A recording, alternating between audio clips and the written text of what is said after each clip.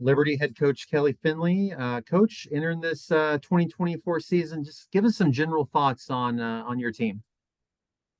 Yeah, I think we've got a good mix of some good young talent and some returning guys. College soccer as well as every college sport right now feels like these guys are really old. One of our guys said jokingly the other day that when he began college a half decade ago, he remembers being a freshman, and so we all have a good laugh at that. But I think our team has a good mix of young and old guys, and bottom line is they're pretty hungry.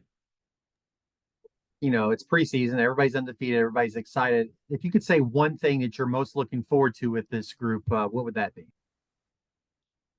Um, just to see how much better we can get every game. I mean, I know it's a cliche for all coaches. We all talk about that, but it's funny. College soccer is a sprint and a marathon.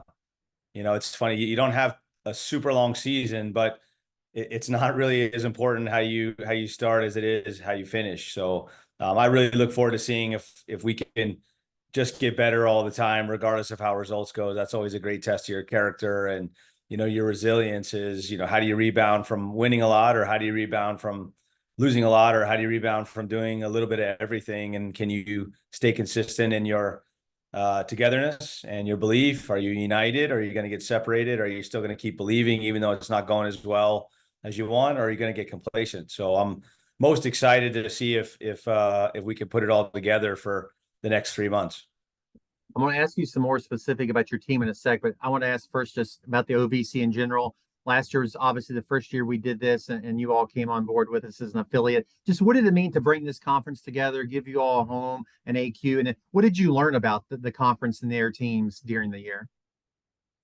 Well, one, I think, what about every league is that there's parity everywhere. Every team's good.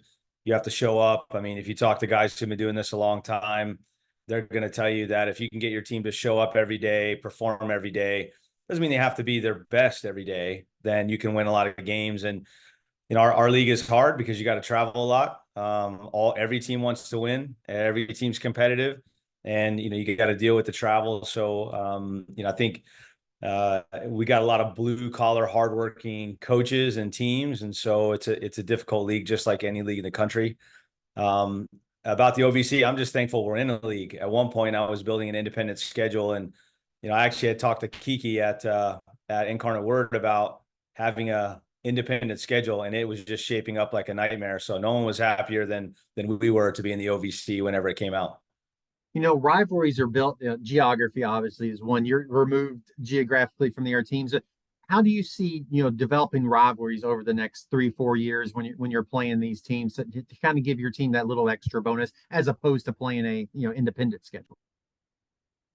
Yeah, I think for me, it's just every team in the league, they're just conference games. I mean, you kind of said it. We don't have a team that all we're going to face a lot. They're so close to us that it's kind of a given rivalry. So, but you can see from last year. I mean, every game's a 1 goal game. There's a lot of overtimes. I mean, that's just what you get when you have a conference play, and that's again going back. That's what I was thankful for. I mean, if you're an independent, you don't have a all conference team, you don't have a conference tournament, you don't have those games that like, man, this game really matters and everything's on the line and let's go win the league in this game kind of thing. So that's my favorite part about it. I don't know if I would say we have a clear rival necessarily, as much as everybody's a rival because we're playing in a conference. If somebody's looking at your roster and watching your team, what is different about this year's version of the Flames as opposed to last year's team?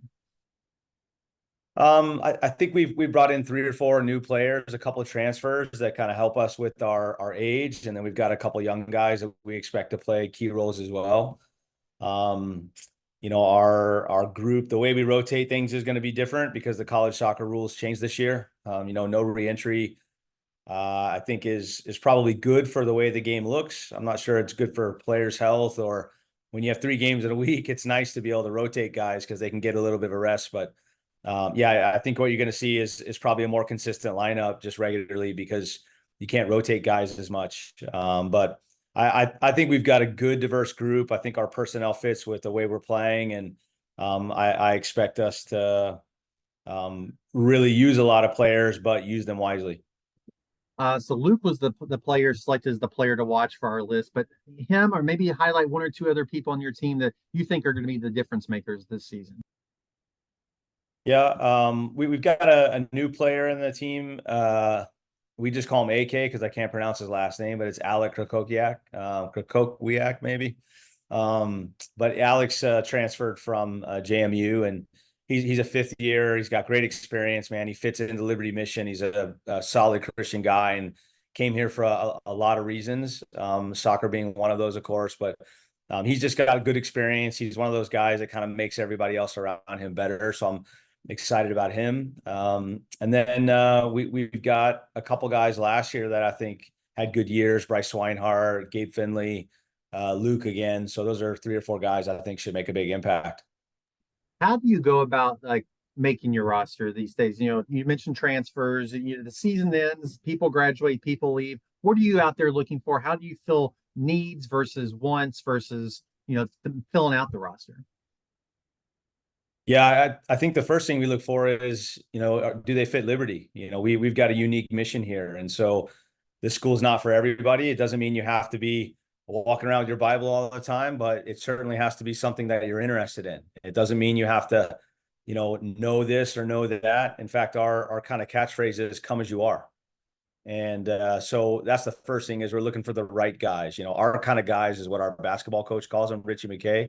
And I love that. Is he an OKG? So the first thing is, and then of course they got to be a good player, right? We're not just going to bring in a bunch of nice kids and have a roster of, a bunch of Christian guys on the team. The idea is, do they have the athletic quality that we need so they can affect the game? Do they have the technical ability to handle the ball? Do they make the right decisions? And then can they handle the ups and downs psychologically of the game, in the flow of it, and then the effects of the game? So we also like to have, honestly, if I could get a perfect world, we don't want a whole bunch of middle children.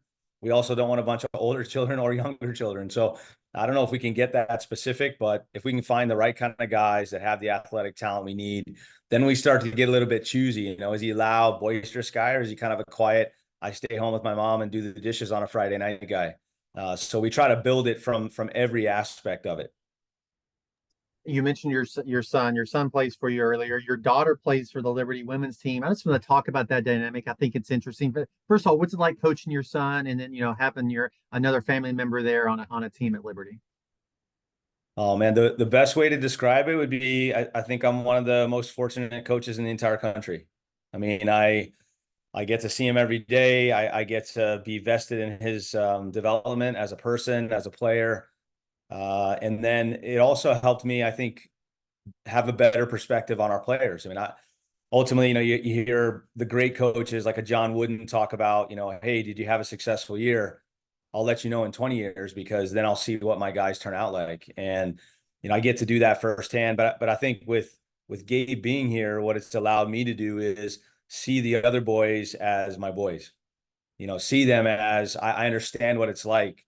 I see that perspective. I care about them differently. So I think it's made me a better leader and coach. And I get to see him play all the time. I'd never see him play ever.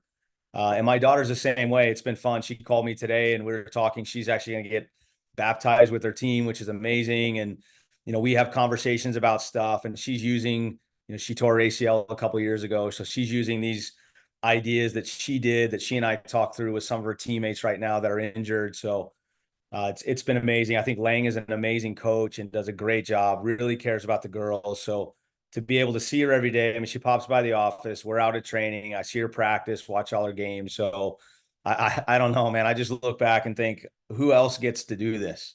And that's how I feel about it. We're in the preseason. By November 1st, if there was one thing your team needed to do to win a regular season or tournament championship, what do you think that one thing may be? Well, score more goals than the other team. That's the answer, right? I mean, ultimately, that's what you got to do. I think that's the perfect answer. We're going to end about talking a little bit about your schedule. Tell us about the non-conference and how you think it's going to prepare and some of those games you have until we get into conference play. Yeah. Well, like I said, I think every game's hard. I mean, you gotta go out with the right mentality. It was funny. There was this moment where Gareth Southgate got asked about having an easy draw in the Euros, and his comment was something like, to back to the reporter, that's exactly the type of attitude, the entitlement that makes us not only put pressure on ourselves, but also not live in the reality of everybody wants to win just as bad as we do. And so our schedule is designed to test us every game we step out.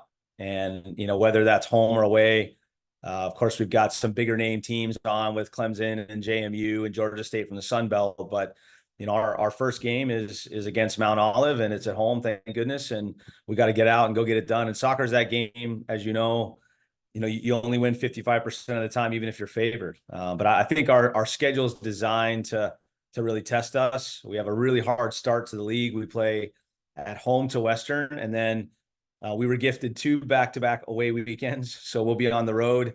We're going to be on an international tour of Texas and the Midwest at one point in the season. But yeah, I think it's a great schedule to help us be ready for the conference tournament. Coach, appreciate your time this afternoon, and just best of luck to you and your team throughout the whole season. Thanks so much.